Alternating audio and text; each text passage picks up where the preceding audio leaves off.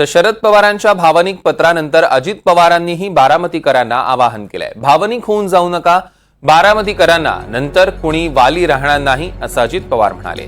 विधानसभेला गंमत करू नका, नाहीतर तुमची गंमत होईल असंही पवार म्हणाले।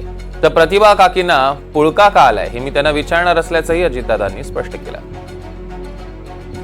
तर प्रतिभा काकींना नातवाचा पुळका आलाय का असा सवाल देखील अजित पवारांनी उपस्थित केलाय।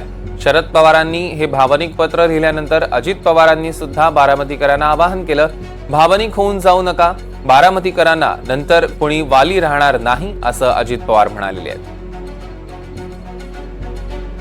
विधानसभेला गंमत करू नका, नाहीतर तुमची गंमत होऊन जाईल असा इशारा देखील अजित पवारांनी दिला।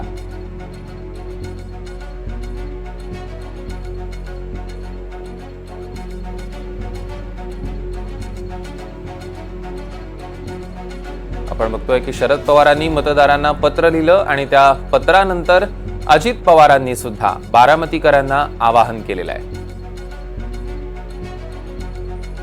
सागर कुलकर्णी आपले प्रतिनिधी आपल्या सोबत जोडले गेलेत। सागर, एकीकडे आपण बघितलं तर शरद पवारांनी भावनिक आवाहन केलंय आणि त्याच्यावर लगेचच अजित पवारांनी सुद्धा बारामतीकरांना आवाहन केलंय, कसं बघताय या सगळ्याकडे?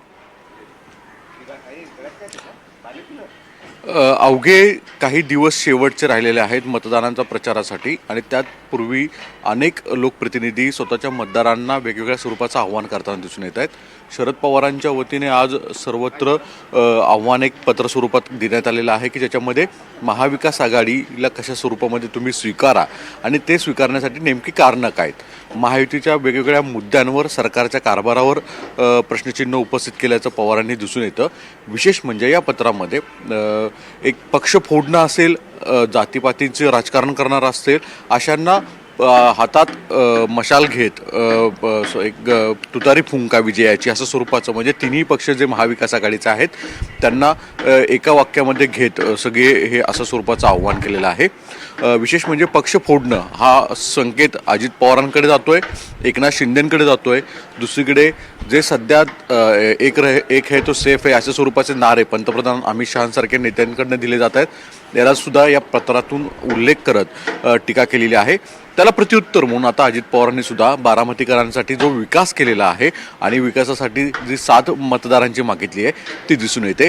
एकूणच नेते एकमेकांना पत्राद्वारे, वेगवेगळ्या जाहिरातीद्वारे, वेगवेगळ्या भाषणांद्वारे आव्हान देत आहेत, मतदान करा आणि आमच्या पक्षाला, आमच्या आघाडीला स्वीकारा या दृष्टिकोनातून।